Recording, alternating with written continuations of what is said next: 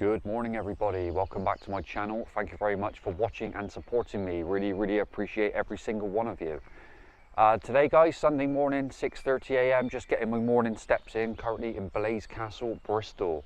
Not sure if any of you know Bristol. I know there's quite a few people from Bristol following me. Beautiful park, this is the closest park to my house, so yeah, great way to start the day. Waking up most mornings guys to people asking me questions, sending me emails, asking me questions on Instagram on the subject of addiction. So I thought this was a very appropriate time to put together a little Q&A of the most common and frequent questions I get on an almost daily basis. These are going to help you to understand me, they're going to help you to understand addiction, and hopefully you can apply some of the free and real advice I'm giving you to your own life should you have a problem on the subject of addiction. So I'm going to film this in various locations guys throughout Bristol, give you a little taste of the city. Bristol for me guys is where 80% of the carnage took place through my drug addiction. Okay, so without further ado, let's get into this video. Vamos.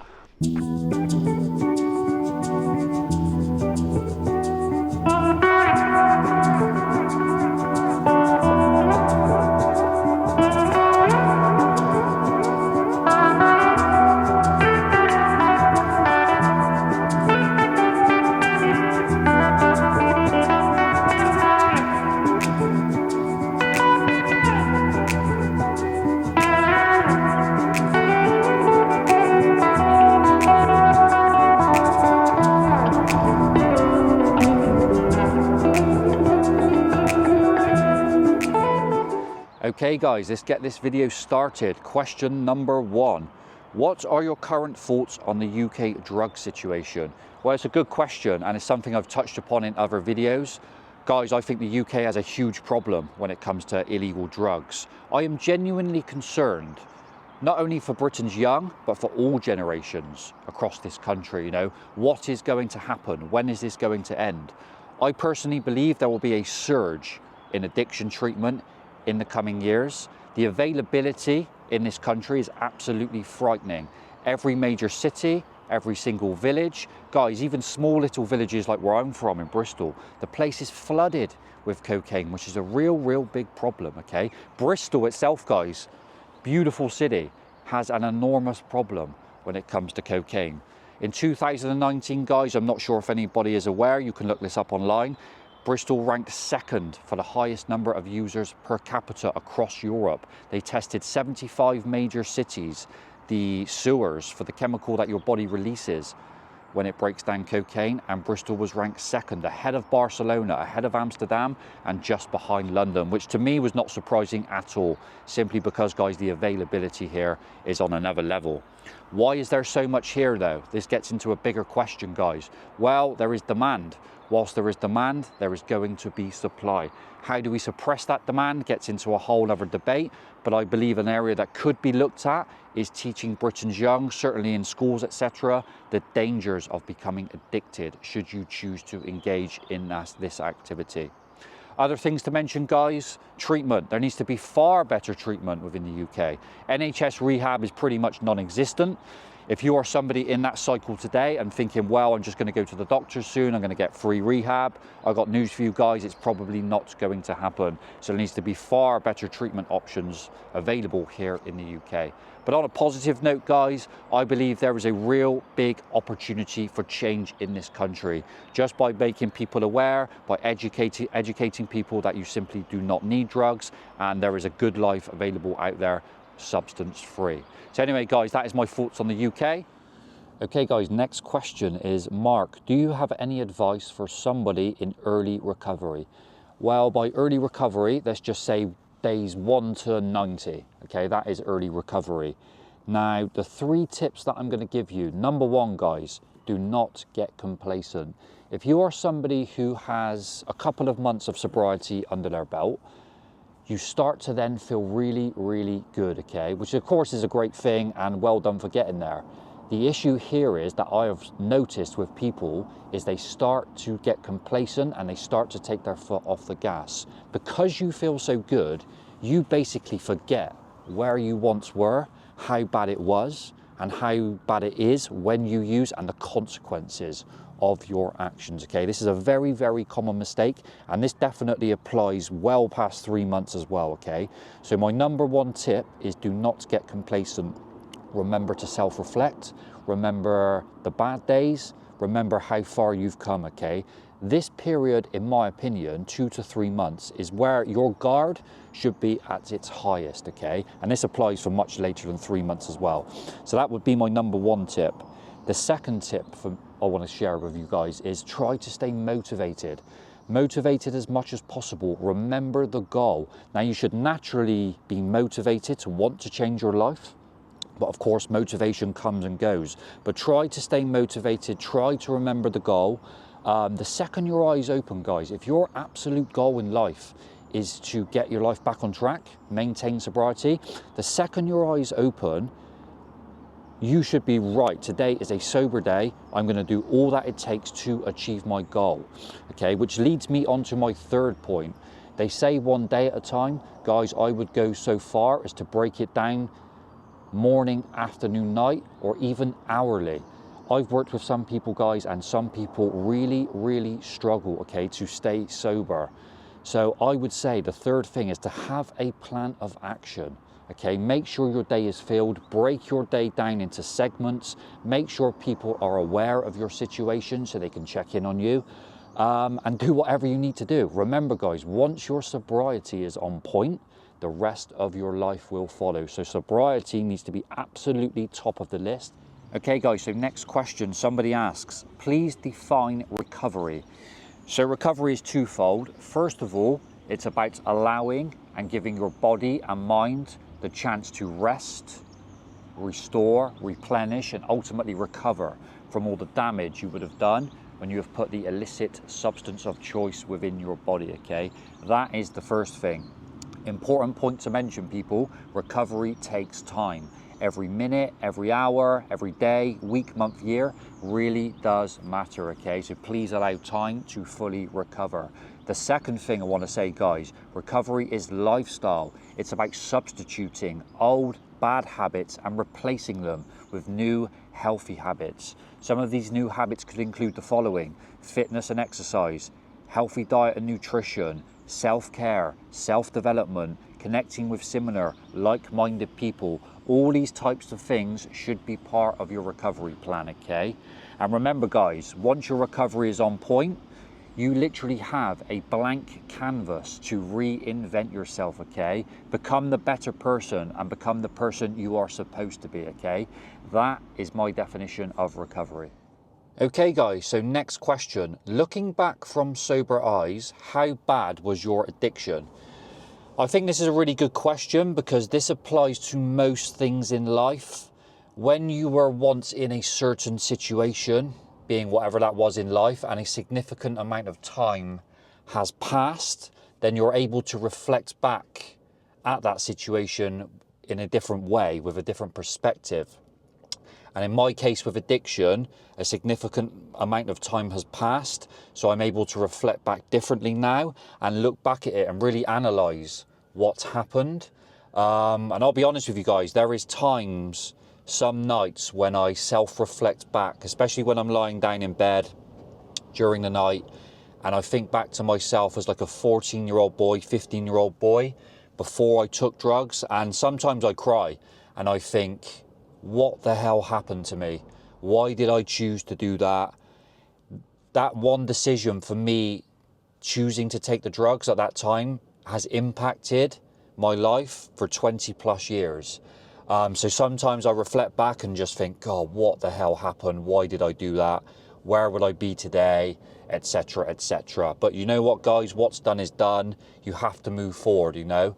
So, but there's a few things for me that stand out when I do reflect back. And 3 things I would like to point out to you. Number 1 is how quickly it spiraled for me. All the signs were there when I was using. So all the signs were there. The downward spiral started very, very quickly. I was unreliable. I wasn't turning up for work. I was getting in debt very quickly. Untrustworthy. I was all over the place, you know. And that's usually what happens, guys, once you start getting involved with drugs or start using drugs. you are on a downward spiral, okay? So that was the first thing. The second thing I would like to share is how quickly I was using by myself. And this was a very, looking back at it now, this was very alarming, or should have been very alarming. Within the first year of me consuming drugs, I was using by myself. And like any addiction, guys, eventually the addiction will isolate you, okay? This whole facade that cocaine is a party drug, it may be a social party drug in the beginning, but eventually, guys, it will isolate you and you will be doing it by yourself. The majority of people I know who use heavily, they use by themselves, and I was no different at all. So very quickly for me, within a year of me starting my drug journey, I was using coke by myself, MD by myself, pills, just getting twisted alone. And if you are somebody watching this in that situation today, I actually had an email from someone last night in that situation, which I'll share with you in a minute, then I advise you to get help as soon as possible, because it can get worse from there. If you are isolating and using hard drugs alone for days upon days by yourself, then you're in a very bad and dark place, guys, and that's the reality. And I urge you to get help as soon as possible, because what happens if something happens during that time when you're using alone? I know there was times for me when I was very close to ODing. The level I was using, the amount I was using, I would sometimes be like shaking chronically. And what happens if I OD'd? What happens if I had some sort of spasm, or, you know, my body just shuts down and you're alone? You're not going to be able to get help, you know, and that potentially could kill you, okay? So it's very, very serious. So that for me should have been a telltale sign. Now, the reason I was using by myself, which I can remember very clearly, which I think I shared in my story, was that let's say you all go to a party, to the pub, whatever, then you go back to your friend's house, you're all using, you're stood in the kitchen chatting shit till 6 in the morning. Now, when the drink and drugs run out, most people will be like, that's enough now, I'm going to bed. But for me, the addict in me, I was like, just by myself thinking, I'd be like, nah, I'm not quite done yet. And it would be a case of, right, the shop opens at 6 a.m. I'll go and get a couple of bottles of, say, Thatcher's KT or Weston, something heavy, neck a couple of bottles, and then that'd bring me straight back up, and I'd be like, right, now I want more drugs. And that's exactly the cycle I was in, guys. So it's a horrendous place to be, but that for me should have been a telltale sign. Unfortunately, it went on for way too long. And then the third thing, guys, I'd like to point out is the level of my addiction, which I was aware of it at the time, but not fully. The level I was on through my late 20s, early 30s was absolutely ridiculous. It was 5, 6, 7, 8 day benders by myself. Started off with some people maybe, and then it would be by myself, locking myself away in a room alone, getting twisted for days upon days. And the only way I would be leaving my house is to get more drugs, just to continue. And yeah, very dark times. I know now where, obviously I'm in a good position now. Looking back at that period, I was extremely unwell. To be locking yourself away for days upon days, you know, in a dark room sometimes, just where you want to be left alone, where it's you and the drug and you're getting really twisted, it's not good. It's dark. It's as dark as it gets. And I know I was very sick then. And that was one of the times when I knew, when that ended, when one of the sessions ended, I was like, I need to get help immediately. And that's what I did, guys, took responsibility. Going back to that other point where someone messaged me last night, they said they've been awake for 3 days, you know, they need help. Rehab's not an option because NHS rehab is pretty much non-existent. And unless you've got 7 or 8 grand available for rehab, which most addicts don't, then you're in trouble, basically. But I advise anyone, you have to take responsibility for yourself. You have to be like, I do not accept this, guys. I do not accept this. I have to move forward. You have 2 choices. You either let this control you for the rest of your life, or you take action. And that's what I urge people to do, okay? So I will respond to this person in detail. But yeah, there's 3 things for me there, guys, just quickly on that one that really stood out for me. So hopefully that might help you. And if you are someone, as I say, isolating, using, I advise you to get help as soon as possible. Hope that helps. Question, somebody asked me, do I have bad days in recovery? Guys, of course I do.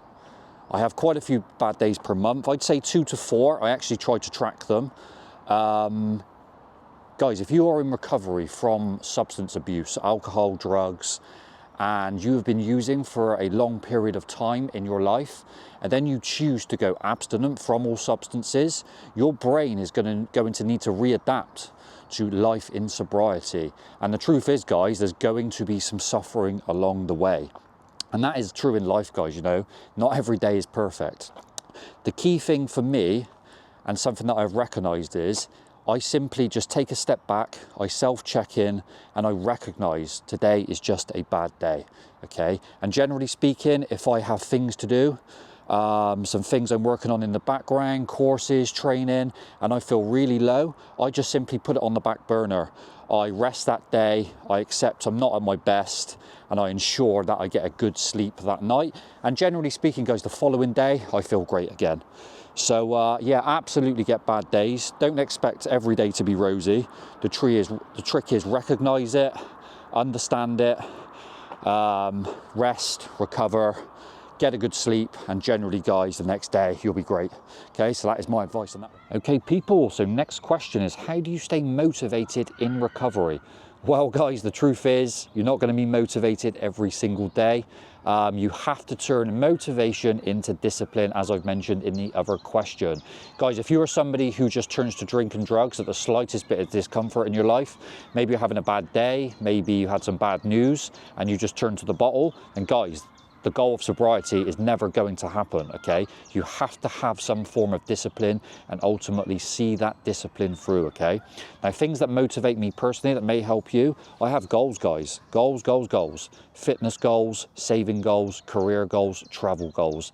Every single day I wake up, I self-reflect at quite a high level, I would say, just to make myself aware, self-checking why it is I'm doing the things I'm doing and where they are leading to, okay? So it's a very good thing to do, is to self-check in, have dreams, visions, goals, make an action plan, guys, and see that stuff through, okay? Okay, guys, next question. What are the biggest changes you had to make to achieve sobriety? Well, guys, when you want to change yourself, and I mean take real change, constructive change, and change long-term, you need to look at all areas of your life, okay? Don't just concentrate on the drug itself, be it cocaine or alcohol. Look at all factors, and that's exactly what I did. You need to look at friendships, relationships, environment, location, money. All of these types of factors, guys, will have an impact on you using. So you need to explore all of them. Let's take friendships, for example, guys. Now, friendships, if all your friends are using, like week in, week out, you're making it very difficult to stop, okay? If you're the only one who wants to change, and that was the situation for me. As the saying goes, guys, birds of a feather flock together, okay? So I would simply get rid of those friends, move on. You're going in different directions in life, okay? That's the first thing. The same goes with relationships. If you are in a relationship with a girl and she is using and wants to use week in, week out, guys, it's never gonna work. You know, if you want to change, unfortunately, unless you're going to change together, that relationship needs to end. Location, guys. Now, location is a big one. If you're in an area like where I'm from, excuse me, everybody uses, like literally, they still use today. It's non-stop. It's through the week, every weekend, okay? So if you're in that area and you're trying to change, you're basically making it very difficult, okay? So guys, you simply leave. It's as simple as that, okay? You're on a different journey in life. Change location, it's going to help you massively. The same goes with environment. Now, if you are in a house, let's just say, example for me was I used to live in a shared house and everyone was using. People didn't work, it was an absolute nightmare, especially when I wanted to stay sober, okay? So if that's your situation, guys, you need to change, simple as that. Also, money was a factor for me. If you have disposable income, then maybe you need to put that money somewhere and release some of the temptation, okay? So money for me was a big one. But above all, guys, with all those things, you have to have some form of discipline. You have to install discipline along the way. Take responsibility, and above all, guys, take action. Now, if you install all those types of things that I've just told you, you're not going to go far wrong. Okay guys, so the final question of this video is, what is the best thing about being sober and plans for the future? So a nice positive end to it, guys. Well, of course, life is going really good. Feeling good. Not every day's perfect, as I mentioned, guys, and that's reality, but feeling good, got lots going on. Finally being able to get your life back, guys, from addiction is a wonderful feeling. Something that the majority of people take for granted is just living a normal life and not being held and trapped by drugs. And it's a great thing. I finally feel free. I'm not suffering with any more cravings, urges, and it's a great thing. I'm finally able to move forward, and that's how I feel today. Plans for the future, just finished my level 3 in addiction counselling, so I'm in the process of setting up a coaching business that will be live later on in the year, so I will let people know. I'm off to Brazil next month. This is a big one. So I have 1 month in Brazil. I'm going to Rio for like 8 days, and then I fly north to Manaus. So Manaus is like a little city in the Amazon. And I am doing a 5-day survival tour in the Amazon rainforest, so come on. Really looking forward to that. And things like this, guys, I always wanted to do, but I just simply couldn't do it. I was trapped, I was held by addiction, and thank God that is finally over, is all I can say. I'm now able to relive my life, help people, and hopefully I'm motivating you guys and showing you that you can turn it around, okay? So yeah, all is going well, and long may it continue. Guys, if you like this video, please give it a thumbs up. Any questions, of course, I'll make more of these if people like them. I've tried to respond to as many people as I can in quite a high level of detail to some people. And yeah, that's my goal in life, guys, is to help as many people as I possibly can. So yes, hopefully all is well with you people, and I'll see you in the next one. Ciao.